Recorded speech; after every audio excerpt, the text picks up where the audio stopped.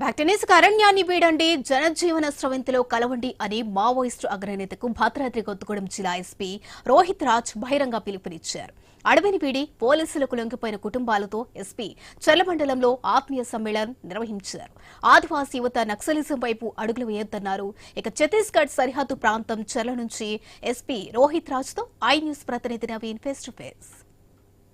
భద్రాద్రి కొత్తగూడెం జిల్లా చర్ల మండలంలో పోలీస్ శాఖ ఆధ్వర్యంలో ఆత్మీయ సమ్మేళనం నిర్వహిస్తున్నారు జిల్లా పోలీసులు.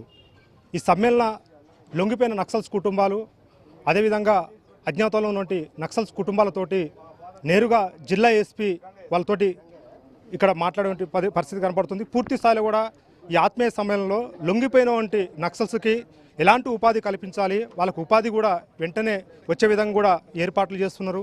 అంతేకాకుండా అజ్ఞాతంలో ఉన్నటువంటి నక్సల్స్ ఎవరైతే ఉన్నారో వాళ్ళందరినీ కూడా లొంగిపోవాలని చెప్పేసి కూడా కుటుంబ సభ్యులకైతే పోలీసులు పిలుపునిస్తున్న పరిస్థితి మనకు కనపడుతుంది. అయితే ఈ చర్ల మాత్రం ఛత్తీస్గఢ్కి సరిహద్దు ప్రాంతంలో ఉంటుంది. అంటే ఛత్తీస్గఢ్ రాష్ట్ర సరిహద్దు ప్రాంతంలో ఈ చర్ల మండలం ఉంటుంది. అయితే ఎక్కువ శాతంలో కూడా ఇక్కడ నుంచి అజ్ఞాతంలో పోయినటువంటి వ్యక్తులు ఉన్నారు. వీళ్ళందరినీ కూడా ఇక్కడ పిలిపించి ఒక ఆత్మీయ సమ్మేళన నిర్వహిస్తున్నారు. వాళ్ళకి కావాల్సినటువంటి నిత్యావసర సరుకులతో పాటు ఇతర దుప్పట్లు కూడా వాళ్ళకి పంపిణీ జిల్లా ఎస్పీ గారు చేస్తున్నారు. మాతో పాటు జిల్లా ఎస్పీ గారు మాట్లాడే ప్రయత్నం చేస్తే, సార్ చెప్పండి సార్, ఈ ఆత్మీయ సమ్మేళనంలో ఎలాంటి స్పందన వస్తుంది? అంటే నక్సల్స్ లొంగిపోయిన నక్సల్స్ కుటుంబాలు ఉన్నారు, అదేవిధంగా కొంతమంది అజ్ఞాతంలో ఉన్న కుటుంబాలు ఇక్కడ ఉన్నారు, వాళ్ళు ఏమంటున్నారు?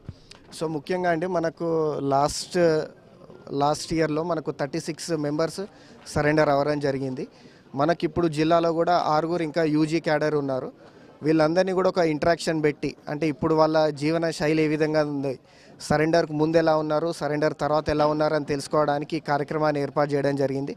అదేవిధంగా ఎవరైతే సరెండర్ అయినారో వాళ్ళతోటి కూడా ఈ యూజీ క్యాడర్ ఫ్యామిలీస్కు మోటివేట్ ఇవ్వడానికి కూడా ఈ కార్యక్రమం మంచిగా ఉపయోగపడుతుంది. అంతేకాకుండా ఓన్లీ క్యాష్ రివార్డ్స్ అవన్నీ ఇచ్చి కాకుండా పోలీస్ డిపార్ట్మెంట్ సరెండర్ అయిన క్యాడర్స్కి అందరికి కూడా ఎప్పటికి కూడా తోడుంటాం. ఈరోజు వాళ్లకు కావాల్సిన నిత్యావసర వస్తువులు, అదేవిధంగా కొన్ని బ్లాంకెట్స్, దుస్తులు కూడా పంపిణీ చేయడం జరిగింది. ప్రధానంగా భద్రాద్రి జిల్లా అంటేనే నక్సల్స్ ప్రభావిత ప్రాంతం జిల్లా, అందులో చర్ల అంటే ఛత్తీస్గఢ్ రాష్ట్ర సరిహద్దు ప్రాంతం. సో ఈ జిల్లాల నుంచి ఎంతమంది ఇప్పటివరకు లొంగిపోయారు, ఇంకా అజ్ఞాతంలో ఎంతమంది ఉన్నారు? మనకు 2-3 ఏళ్ల క్రింద చూసుకుంటే 22 ఆ ప్రాంతంలో సుమారు ఒక 50 to 60 మెంబర్స్ అజ్ఞాతంలో ఉండే. ఇప్పుడు ఆ సంఖ్య గణనీయంగా తగ్గి ఓన్లీ 6 మెంబర్స్ భద్రాద్రి కొత్తగూడెం జిల్లా నుంచి ఉన్నారు.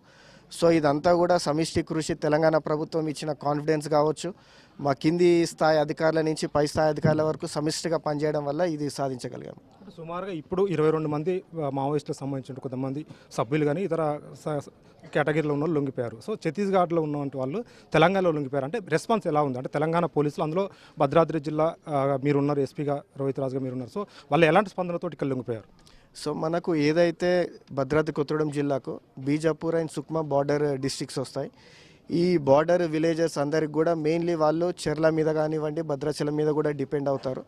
సో ఛత్తీస్గఢ్తో పాటు తెలంగాణ పోలీసు ప్రభావం కూడా ఈ బార్డర్ విలేజెస్లో ఉంటుంది. కాబట్టి ఆ ఊర్లన్నింటినీ కూడా ఇప్పుడు మీరు అన్నట్టు కూడా ఒక 21 మెంబర్స్ ఇర్రపల్లి, సుక్మా డిస్టిక్ ఇర్రపల్లి విలేజ్ నుంచి కూడా మనం ముందుకొచ్చి సరెండర్ అవ్వడం జరిగింది.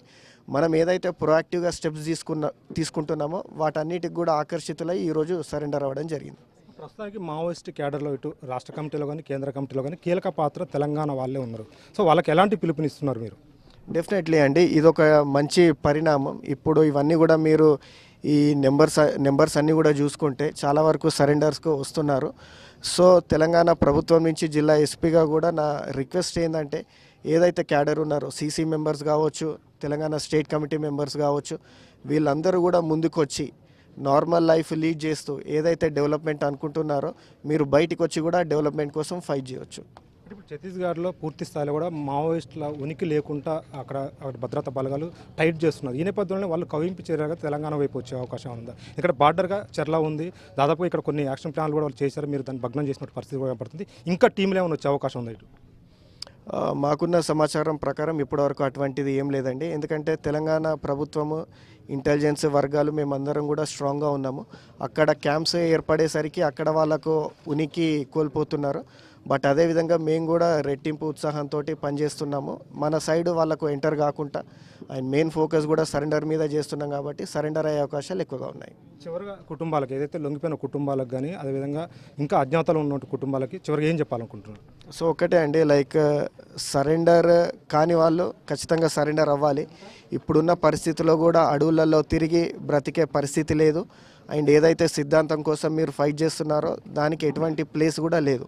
అండ్ మోర్ ఓవర్ సరెండర్ అయిన ఫ్యామిలీస్ కూడా మీకు ఓన్లీ క్యాష్ రివార్డ్స్ కాకుండా మీకు ఎటువంటి ఇబ్బంది ఉన్నా కూడా ఏ సంబంధిత అధికారితోటి ఎటువంటి అయినా పని కావాలన్నా కూడా మీరు వెంటనే లోకల్ ఎస్హెచ్ఓ కానివ్వండి, లేకపోతే డైరెక్ట్గా నా దగ్గరికి వచ్చి అప్రోచ్ అయినా కూడా వెంటనే మీ సమస్యలను తీర్చే బాధ్యత మాది. అంటే లొంగిపోయిన కుటుంబాలు ఏమడుగుతున్నారు మీ దగ్గర నుంచి? అంటే ప్రభుత్వం నుంచి కానివ్వండి, వాళ్ళకి ఎలాంటి అంటే ఉపాధి వాళ్ళు ఎల్లదీయాలంటే వాళ్ళ కుటుంబం ఎల్లదీయాలంటే ఎలాంటి ఉపాధి కావాలి?